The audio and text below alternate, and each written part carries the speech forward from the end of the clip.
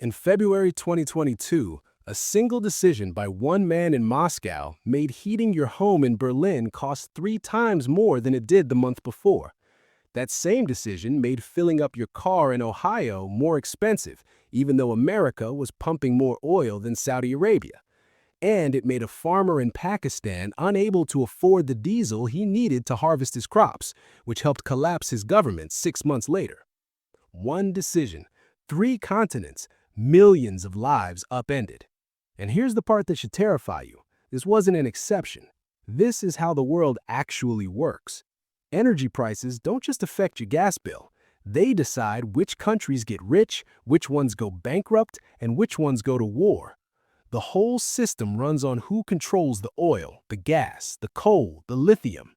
Control that, and you control everything else. Most people have no fucking clue how deep this goes. Let's fix that. Germany was supposed to be the smart one, the engineer of Europe. They looked at their options in the early 2000s and made what seemed like a brilliant calculation. Russia had unlimited natural gas. Germany needed energy for its factories. The math was simple.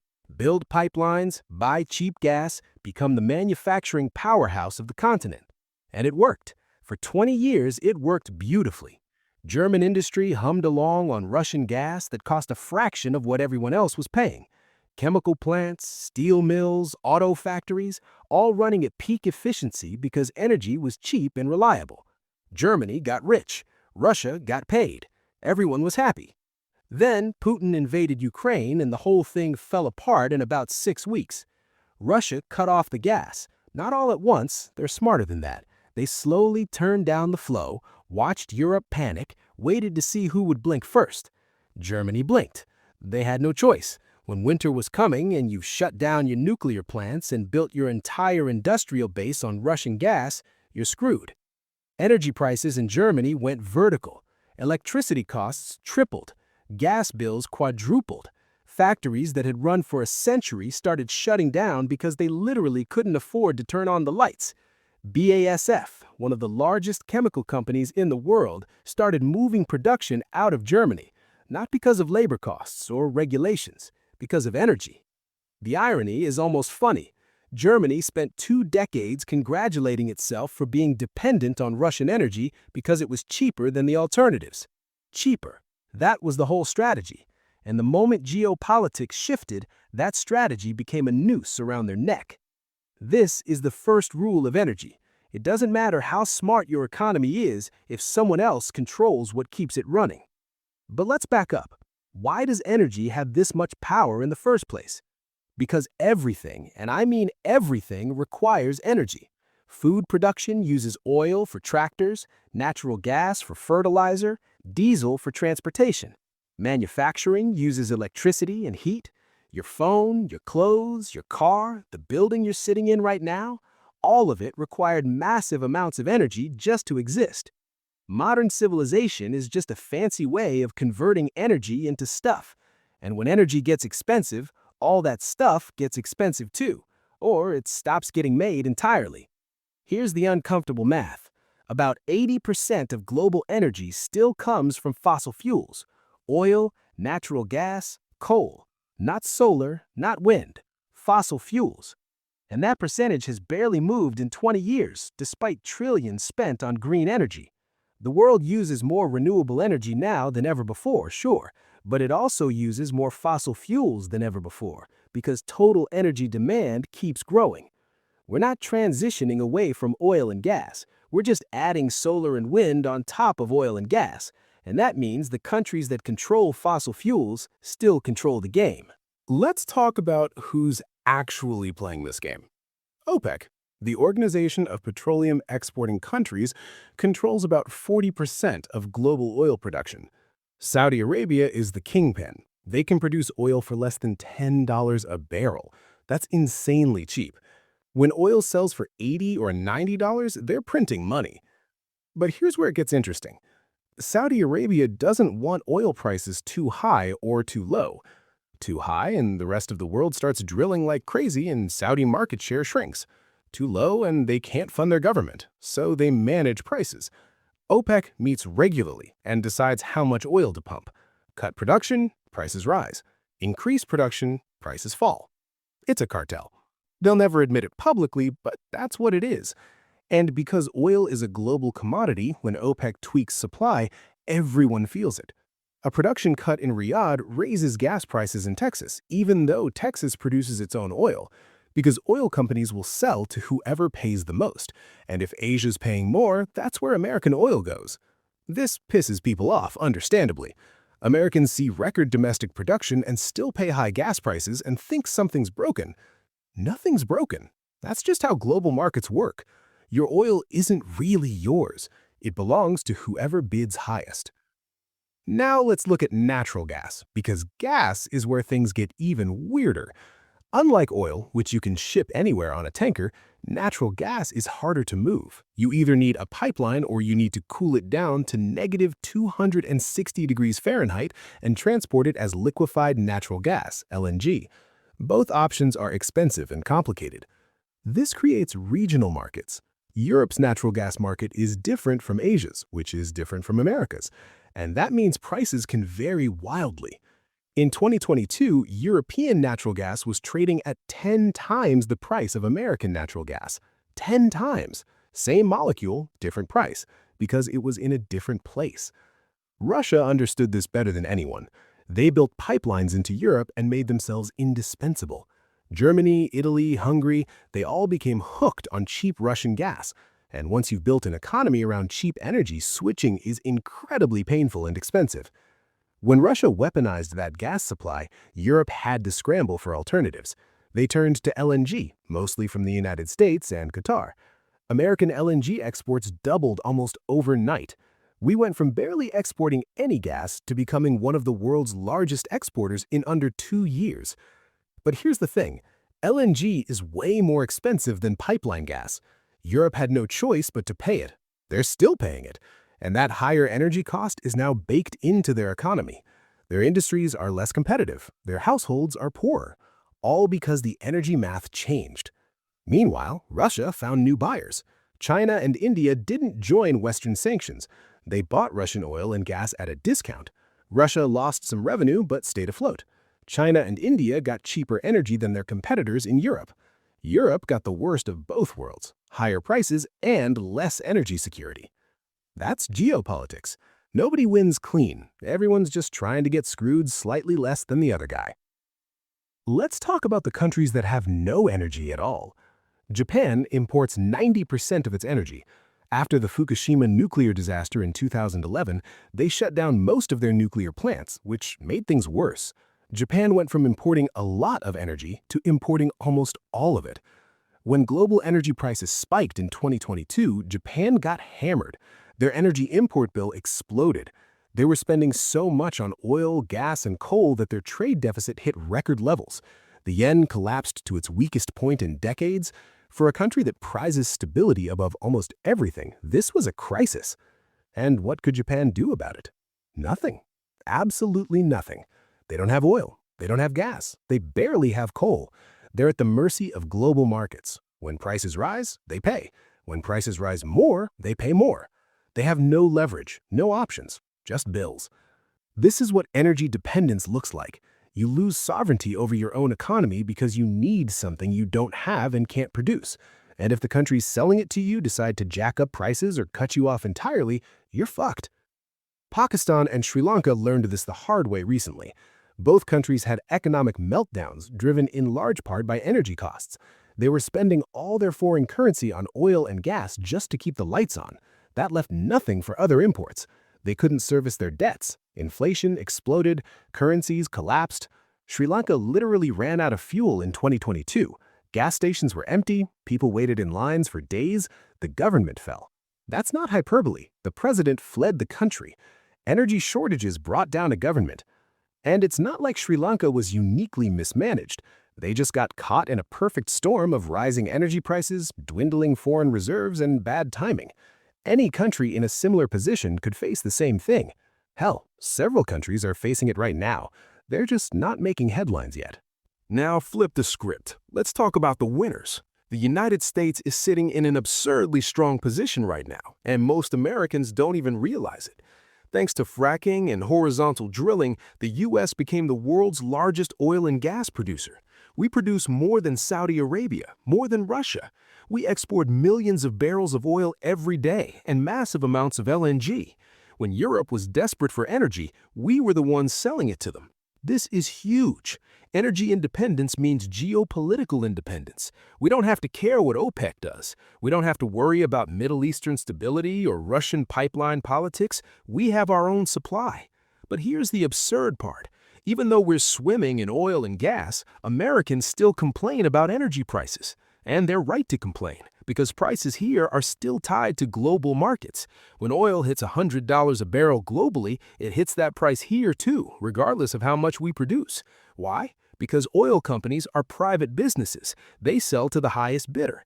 If Europe or Asia is paying more, American oil gets exported. That's capitalism, free markets, all the stuff we supposedly love until it bites us in the ass. The result is this weird situation where America is energy independent on paper, but Americans don't feel independent at all because they're still paying global prices. It's technically correct, but emotionally unsatisfying, which is pretty much the story of modern economics. Energy isn't just an economic tool, though. It's a weapon. Countries use it to coerce, punish, and control other countries without firing a shot. Russia did this for years. They'd cut gas supplies to Ukraine in winter unless Ukraine's government bent to Moscow's will. They'd threaten Europe with supply cuts to influence policy decisions. It worked. Europe kept buying Russian energy because it was cheap and convenient, even though they knew they were funding a regime that was using that money as leverage against them. China's doing the same thing now with rare earth minerals. These materials are essential for batteries, solar panels, wind turbines, electric vehicles, all the technology everyone's betting on for the future.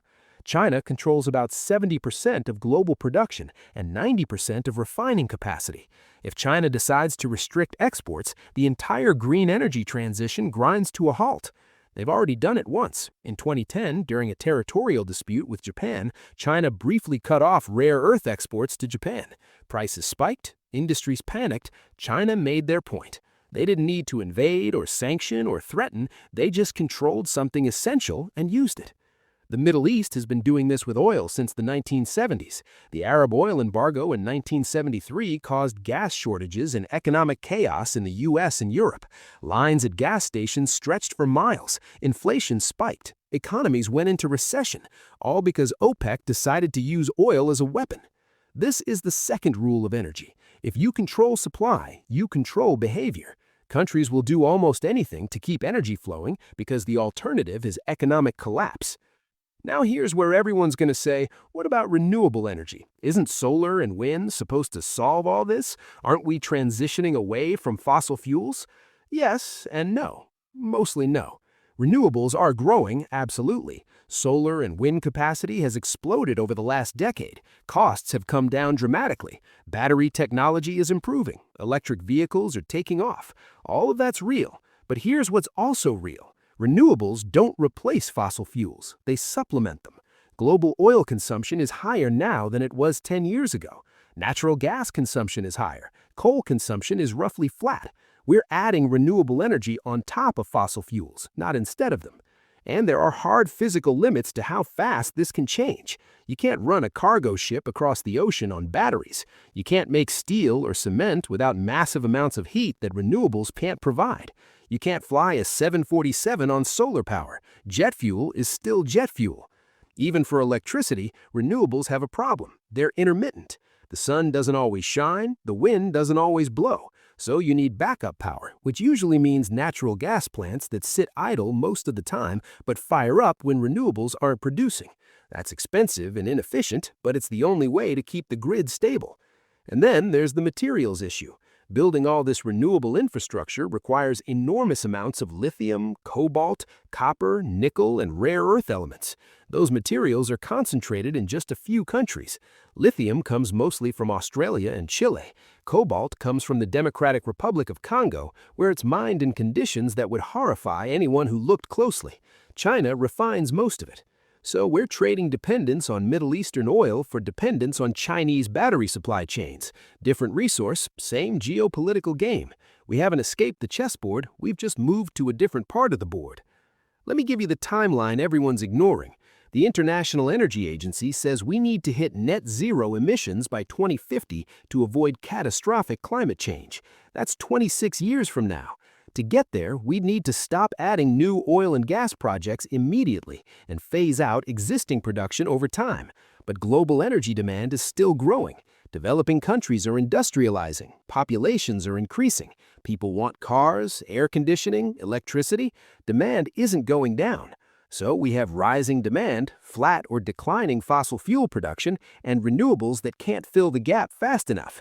What happens? Shortages, price spikes, energy crises. The exact thing we've been seeing for the past few years, except it's going to get worse before it gets better. And every time there's a shortage, countries panic. They restart coal plants, they approve new drilling, they sign long-term contracts for fossil fuels because keeping the lights on today is more important than climate goals 20 years from now. That's just political reality. The uncomfortable truth is that the energy transition is going to be slower, messier, and more painful than anyone wants to admit. And during that transition, energy prices are going to be volatile as hell, which means geopolitics is going to be volatile as hell. So where does all this leave us? Let's zoom out and look at the board. The countries with energy are in an incredibly strong position. United States, Saudi Arabia, Russia, Qatar, Norway, UAE, they have supply. They have leverage. They'll do fine. The countries without energy are vulnerable. Japan, South Korea, much of Europe, parts of Africa, and South Asia. They're dependent on imports, which means they're dependent on prices staying reasonable and supply staying stable. When either of those things breaks down, they're in trouble. And then there are the countries trying to control the materials for the next energy system.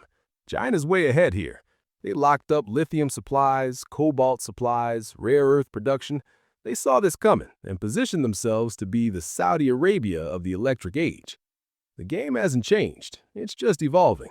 Whoever controls the energy in whatever form it takes controls the future. Here's what keeps me up at night, though. The system we've built is incredibly complex and incredibly fragile. Global energy flows depend on political stability, open trade routes, functional supply chains, and a whole lot of countries not deciding to weaponize their resources all at once. But that stability is cracking. Russia's war in Ukraine disrupted decades-old energy relationships.